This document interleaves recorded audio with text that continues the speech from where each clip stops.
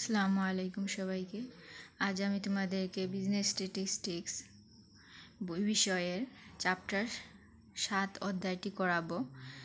Chapter 7-এ যা বলা হয়েছে তা হলো কোরিলেশন এবং রিগ্রেশন অ্যানালাইসিস।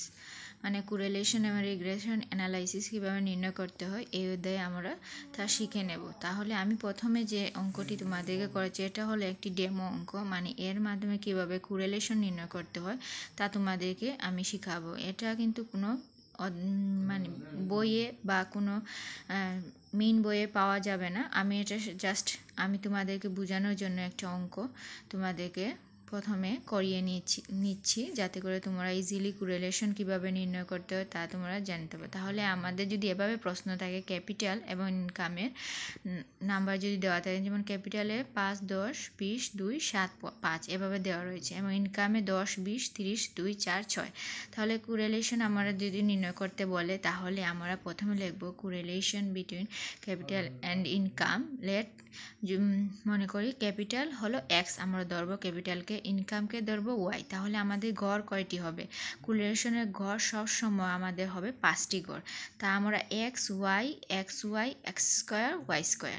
তাহলে আমাদের কোরিলেশন করতে হলে সবসময় আমাদের 5টি গড় করতে হবে, তা তোমাদেরকে সবসময় মনে রাখতে হবে। তাহলে আমার x তো ধরে নিয়েছিলাম ক্যাপিটালের ঘরের মান, তাহলে x এর ক্যাপিটালের ঘরের মান আমরা বসিয়ে নিয়েছি এবং y এর ইনকামের মানটি আমরা বসিয়ে নিয়েছি। তাহলে আমাদের x y সমান সমান কত? x y মানে x y কে গুণ করে নেব, 5 এবং 10কে গুণ করলে আমাদের 50 এবং 10কে 20 দ্বারা গুণ করলে 200, মানে x y মানে গুণ, x ও y এর মানকে গুণ করে নেব। তাহলে গুণ করে আমাদের মান যা আসে তা আমরা এখানে সিরিয়ালি বসিয়ে দিব। তারপর x স্কোয়ার মানে শুধু x এর মান, x এর মানের মানে স্কোয়ার 5কে স্কোয়ার করলে আমাদের 25 আসবে, 10কে স্কোয়ার করলে 100 আসবে, 20কে স্কোয়ার করলে 400 আসবে, 2কে স্কোয়ার করলে 4 আসবে, 7কে স্কোয়ার করলে 49 হবে, 5কে স্কোয়ার করলে 25 আসবে। তাহলে আমরা বসিয়ে নিয়েছি y স্কোয়ার। এভাবে সেম y স্কোয়ারকে 10কে স্কোয়ার করলে 100 হবে, 20কে স্কোয়ার করলে 400 হবে, 30কে স্কোয়ার করলে 900 হবে এবং 2কে স্কোয়ার 4 হবে, 4কে স্কোয়ার করলে 16 হবে এবং 6কে স্কোয়ার করলে 36 হবে। তাহলে এখানে আমরা সামেশন বসিয়ে নিব। x এর সামেশন এখানে যোগ করে আমাদের প্রতিটি মানকে যোগ করে আমাদের বের হয়েছে 49 এবং y কে সামেশন করে প্রতিটি মান যোগ করে আমাদের বের হয়েছে 72। x y সেম, এবার সামেশন মানে যোগ, সামেশন মানে যোগফল, এটা তোমাদেরকে মনে রাখতে হবে।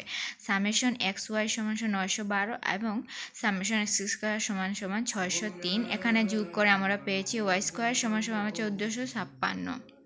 তাহলে আমরা কোরিলেশন সমান জানি, আমাদের সূত্র হলো সামেশন এক্স ওয়াই মাইনাস উপরে হলো summation x dot summation Y, নিচে হলো এন। তাহলে আমরা রুট ওভার দেব summation X square minus N bracket summation X square by N. আবার আমরা দ্বিতীয়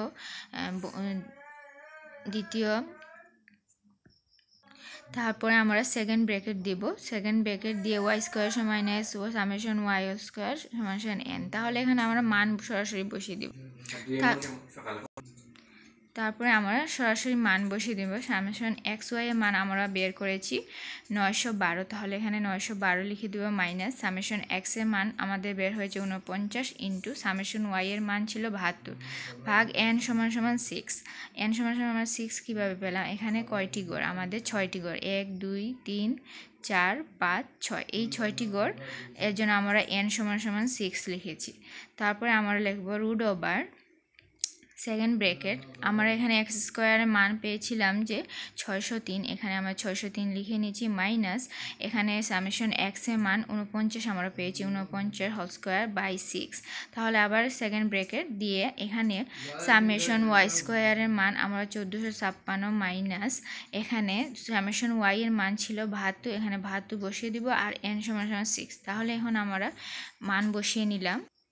মান বসিয়ে নেওয়ার পর আমাদের 912 মাইনাস 588 বের হয়েছে। তারপরে নিচে আমরা পেয়েছি 600 root over bracket first bracket দিয়ে 603 মাইনাস 400.17, এটা আমরা ভাগ করে পেয়েছি। তারপরে আবার আমরা এখানে সামেশন ওয়াই এর মান আমরা পেয়েছিলাম 1456 মাইনাস এখানে ভাগ করে আমরা 864 মান পেয়েছি। তাহলে উপরে আমাদের মান বের হয় 324 আর নিচে হলো এখানে মাইনাস করে আমাদের মান বের 202.84 ইন্টু 592। তাহলে আমরা দুটিকে গুণ করে রুট ওভার দ্বারা পেয়েছি আমরা 346.53 মানে 53 আর উপরে আমরা পেয়েছি 324। তাহলে আমাদের ভাগ করে মান বের হয় 0.93। এভাবে তোমরা কোরিলেশনের মান বের করে নিবে।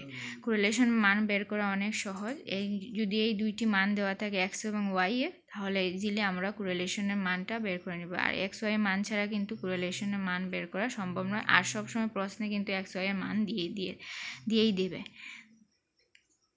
এখন আমরা জেনে নেব রিগ্রেশন ইকুয়েশন আসলে আমরা কিভাবে, এটা আমি তোমাদেরকে সূত্র দিয়েছি যাতে করে তোমরা সূত্রের সাহায্যে কিভাবে রিগ্রেশন অ্যানালাইসিস নির্ণয় করতে হয় তা তোমরা জানতে পারো। তাহলে আমাদের যদি বলে যে regression equation X on Y এবং এক্স অন ওয়াই যদি যখন বলবে তখন আমরা এই সূত্র ব্যবহার করব এক্স সমান a2 প্লাস b2 ওয়াই। তাহলে আমরা b2 এখানে নিয়ে আসবো। তাহলে উপরে আমাদের থাকবে summation x y minus summation x dot summation Y n এবং summation Y square minus summation y whole square into n. এখানে আমরা মনে রাখবো কীভাবে, যখন আমাদের বলবে এক্স অন ওয়াই মানে এক্সের মান উপরে বসবে এবং ওয়াই যা আছে তার সবসময় নিচে বসবে। এর দ্বারা কিন্তু আমরা ইজিলি এই সূত্রটি মনে রাখতে পারবো। আর এখানে সেম ওয়াই সমান a1 প্লাস b1 এক্স। এটা কীভাবে বুঝবো, যখন ইকুয়েশন ওয়াই অন এক্স বলবে, যখন ওয়াই প্রথমে দিবে এবং এক্স লাস্টে দিবে তখন আমরা ওয়াইকে আগে নিয়ে আসবো। তাহলে a1 প্লাস b1 এই এক্সের লাস্টে এক্স এখানে বসবে। আর এখানে ওয়াই লাস্টে ছিল এর জন্য ওয়াই লাস্টে b2 ওয়াই এর লাস্টে বসেছে। এটা তোমাদের মাথায়। তাহলে আমাদের a1 সমান প্রথমে ওয়াই এর সূত্র আমরা জানি summation x Y dot summation x dot summation Y N. এর মানে এটা সেম থাকবে, জাস্ট শুধু নিচের রুলসগুলো পরিবর্তন। এখানে নিচের রুলস ওয়াই এর পরিবর্তন, এখানে এক্স ছিল লাস্টে এই জন্য এক্সের রুলসটা আমরা বসিয়ে দিব summation X square minus summation X whole square by N.